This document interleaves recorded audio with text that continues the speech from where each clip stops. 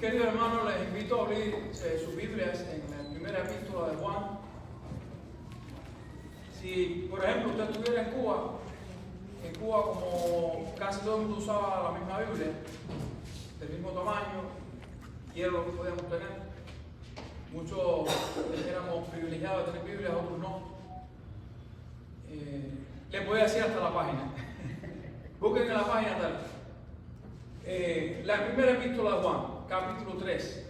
Querido hermano, el apóstol Juan, cuando está escribiendo a este grupo de cristianos, y usted puede leerlo a través de la epístola, se da cuenta que él estaba hablando a un grupo de personas las cuales estaban pasando por algunas situaciones específicas, especialmente la falsa doctrina, la entrada de doctrinas que negaban la humanidad de Cristo.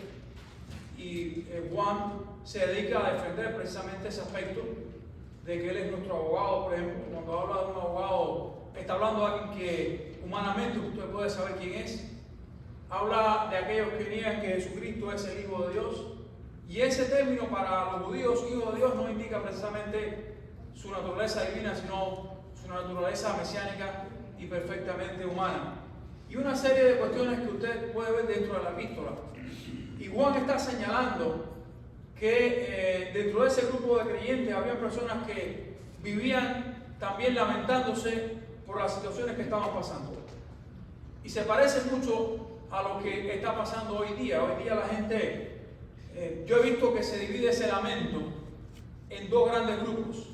Los que se lamentan, que parece que toda la vida está en contra de ellos y son muy fatalistas, o aquellos que ligeramente se lamentan porque la vida no los ha dejado realizar sus sueños, por ejemplo, o porque han encontrado estorbos, no, porque en el trabajo yo podría haber crecido si fulanito no hubiese sido tan bravo conmigo, estuviese arriba de mí, no me dejara, estuviera haciendo otras cosas. Algunos cuestionan inclusive la aparente felicidad que puedan tener en medio de estas situaciones. Y en la epístola de Juan nos está dando un mensaje que es para nosotros hoy, para mí, para usted, que a pesar de toda esa lamentación que existe de los cristianos, tenemos bendiciones y bendiciones sublimes en las cuales no podemos gozar. ¿Por qué? Porque va a haber lamentos, va a haber muchas cosas en las cuales vamos a sentirnos mal o tenemos tal vez la inclinación a lamentarnos, pero los cristianos tenemos que enfocarnos en el verdadero pensamiento positivo, como dice Pablo. Si hay alguna virtud, si alguna cosa digna de alabanza, piensen en estas cosas. Y como creyentes en Jesucristo, mi querido hermano, como discípulos que somos, el Señor Jesucristo, a través de su obra redentora, que incluye su venida a este mundo, su ministerio, su muerte, sepultura, resurrección, ascensión a los cielos y su promesa de la segunda venida, nos ha dejado toda una serie de bendiciones que superan cualquier lamento que podamos tener en este mundo. Yo les invito a leer 1 Juan capítulo 3, versículo 1 al 3, que dice, fíjense cómo empieza ese versículo, miren, en la Reina Valera 60 dice, mirad, o sea, llama la atención cuán grande amor nos ha dado el Padre para que seamos llamados hijos de Dios. Y esa es la primera gran bendición que tiene un cristiano. Mi querido hermano, usted y yo tenemos un amor inmenso que ha sido derramado en nuestros corazones, que se ha demostrado en el hecho de que podemos ser llamados hijos de Dios. Y Juan llama a los creyentes a mirar, a prestar atención, a contemplar. Ese término mirar no es una mirada simple. En el griego existen al menos dos palabras que hablan de mirar, y esta es la mirada que observa los puntos. Es como cuando usted está en un teatro y usted puede ver todo alrededor. Y Juan nos llama la atención de que un creyente debe mirar a esta primera gran bendición que tenemos en Jesucristo. El hecho de ser llamados hijos de Dios. Y dice, y lo somos. Lo somos ¿por qué? No por nacimiento, sino por el nuevo nacimiento, a través de la fe. Como dice Juan capítulo 1, versículo 14, que les dio el derecho de ser hechos hijos de Dios a todos aquellos que creyeron en Él a través de la fe. Y querido hermano, llamo la atención en esto porque muchas veces nosotros los cristianos, cuando contamos las bendiciones de Dios, sí nos acordamos. El hecho de ser llamados hijos de Dios está en el último lugar. Señor, gracias porque tú me has bendecido, porque tengo carro, casa, comida, familia, iglesia, un templo donde sentarme, etcétera, etcétera. Pero la bendición más grande que tiene un creyente, la bendición que sobrepasa toda bendición, que no se compara, es el hecho de que somos hijos de Dios. Y dice el apóstol Pablo, si hijos también, herederos con Jesucristo, herederos de todas las promesas que Dios le hizo al Hijo, somos nosotros. Cielo nuevo, tierra nueva, el reino que les ha prometido a los que le siguen. Querido hermano, esa bendición tiene su centro en la expresión de ser hechos hijos de Dios. De esta manera, la próxima vez que, por supuesto, yo no estoy criticando el hecho que uno cuente sus bendiciones, porque eso forma parte de la vida de agradecimiento del creyente. Un creyente es alguien agradecido porque lo ha recibido todo sin hacer nada. Poniendo la fe en Jesucristo recibimos la bendición de ser hechos hijos de Dios y con todo ello todas las promesas que heredamos. Pensando en esto, entonces, la próxima vez que demos gracias a Dios por sus bendiciones, recordemos el hecho de que hemos sido bendecidos llegando a ser hijos del Padre a través de la fe en Jesucristo. Hablando de este pasaje, Martín Lutero decía, por supuesto, Lutero criticado, etcétera, pero me interesan las frases de él que me acercan a Jesucristo, porque aún uno de los grandes predicadores, no sé si usted lo sabía, Spurgeon era un hombre que padecía de grandes depresiones. Es un hombre que se deprimía con mucha facilidad. Sin embargo, cada vez que se paraba a predicar en el púlpito de la iglesia allá en Londres, la gente temblaba al oírlo. Querido hermano, hombres como Elías también padecieron de esas grandes depresiones. Elías se quiso morir. Quítame la vida porque no puedo con esto. Por eso le digo que siempre miro el lado positivo, porque si Dios me empieza a mirar a mí y yo me veo como Él me ve, entonces no puedo predicar, no puedo hablarle a otras personas de Jesucristo, no puedo decirle que Dios los ama por lo indignos que somos. Decía Lutero esto, la Biblia en miniatura, hablando de este versículo, pues contiene el plan de Dios para el hombre y para la mujer, para el ser humano. ¿Cuál es ese plan, mi querido hermano?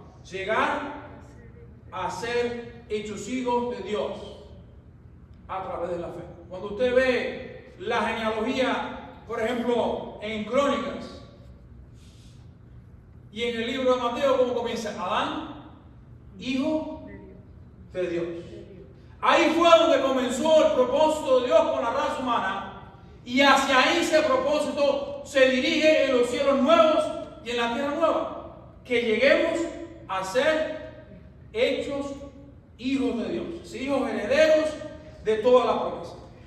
En segundo lugar, el versículo nos apunta a la bendición de que Dios nos ha apartado o separado del mundo para Él. Dice el versículo número 2. Y lo somos, hablando del versículo 1 todavía. Por esto el mundo no nos conoce, porque no le conoció a Él.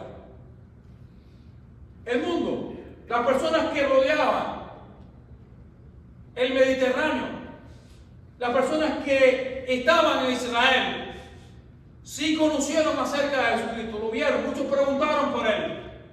Pero Juan no se está refiriendo a eso. Se está refiriendo a un conocimiento por relación, a saber quién es él en esencia, el Mesías prometido de Israel, el Salvador del mundo, aquel quien vino a salvarnos de nuestros pecados. Mi querido hermano, dice Juan, y le está diciendo a ellos, que una de las grandes bendiciones con que contamos es el hecho de que el mundo no nos conoce. O sea, nosotros no somos del mundo. No somos ni vamos a ser tratados como Dios va a tratar a los hijos de desobediencia porque no le recibieron por la fe. Cristo dijo en Juan capítulo 17, versículos 15 al 17, yo te doy gracias por todos ellos, pero especialmente te pido que los guardes del mundo. No que los saques, sino que los cuides y que los guardes.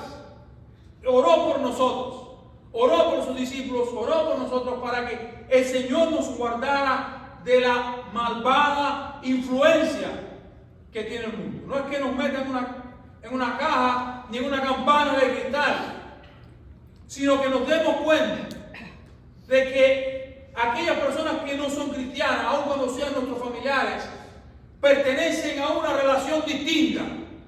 Es la relación de la sangre, pero no la relación de la fe. Es la relación del conocernos, del hablarnos o tener amistad, pero no la verdadera relación de que pertenecemos al mismo Padre. Querido hermano, Jesucristo nos ama a nosotros y ese amor se demostró en que oró por nosotros para que el Padre nos separara y nos apartara del mundo. De hecho, la iglesia, la palabra iglesia, saben lo que significa, los que han sido llamados. ¿Pero llamados a qué? Llamados a la fe en Jesucristo, llamados a vivir diferente, llamados al cielo, a estar con Cristo para siempre.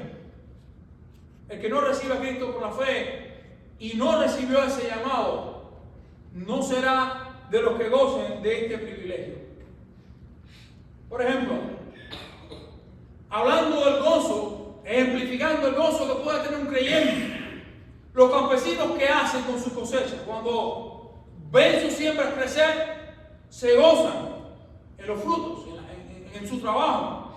Un comerciante, por ejemplo, me pongo a pensar o alguien que tiene negocio, cuando su negocio prospera, cuando hace algo que le da dinero, pues se alegra.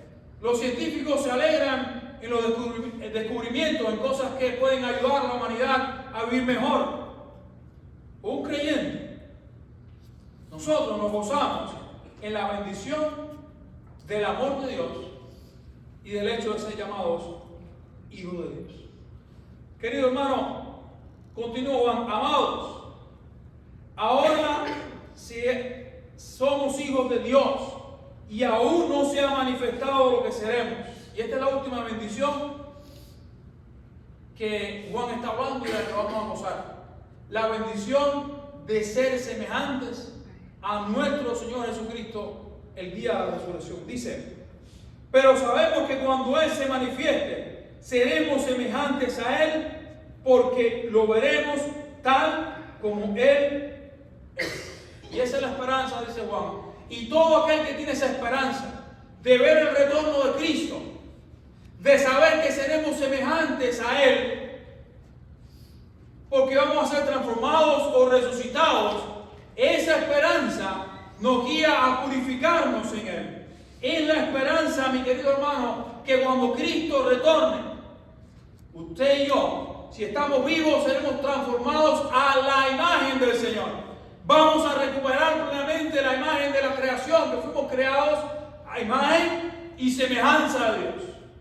Semejantes a Él, no iguales a Él, pero semejantes a Él. Sin el pecado que arruina la vida, sin el pecado que arruina el cuerpo, sin el pecado que produce la muerte física y espiritual. Entonces comienza esa relación eterna a verse cuando estemos en ese estado eterno. seremos semejantes a Él, y en eso un creyente se tiene que gozar y se goza. Así que si usted está afligido por su enfermedad física, por algo que en este mundo no está funcionando bien, en el mundo venidero, en la esperanza que tenemos, un creyente se goza porque sabe que será semejante a Jesucristo. Me hicieron esta pregunta esta semana: ¿y por qué dejarlo todo para la eternidad? ¿Por qué esperar a algo y no realizarte en el presente? Digo, lo bueno, ¿sabes qué?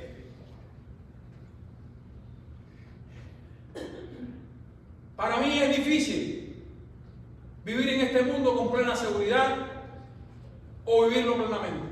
Al menos tengo la esperanza de que cuando Cristo venga, mi sufrimiento y mi angustia se van a acabar. ¿Tienes tú esa esperanza? Porque lo más importante no es que yo la tenga, sino si tú la tienes. Yo la tengo, tú la tienes. ¿Y qué evidencias tienes de eso? ¿O cómo tú puedes probarlo? Bueno, no puedo probarlo, pero te puedo dar la evidencia. El cambio que Dios ha hecho en mi vida, la forma en que Dios gobierna este mundo, las profecías que se cumplen. Y yo ahora que te estoy diciendo a ti que si no te arrepientes, como dice la Escritura, todos perecerán igualmente. Querido hermano, terminando puedo citar el pensamiento de Agustín. Estamos hablando del año 370 después de Cristo. Dice así: Dios amó a cada hombre como si fuera el único en la tierra. Dios murió, el Hijo de Dios murió por ti, el Hijo de Dios murió por mí. Dios nos ama a cada uno de nosotros y por eso nos ha otorgado estas bendiciones que sobrepasan todo entendimiento. Y te dejo esta pregunta: ¿somos verdaderos hijos de Dios para gozar de las bendiciones? Tenemos que llegar a ser hijos de Dios. Segundo, confiamos plenamente y permanentemente en que Dios tiene un mejor plan para nosotros. Tercero, como hijo de Dios, ¿deseo vivir en este mundo o anhelo la gloriosa reunión con Jesucristo? Vamos a orar. Padre, gracias por Jesucristo, nuestro Salvador, por la esperanza y por la bendición de ser hechos tus hijos. Oramos en el nombre de Jesús. Amén. Dios le bendiga.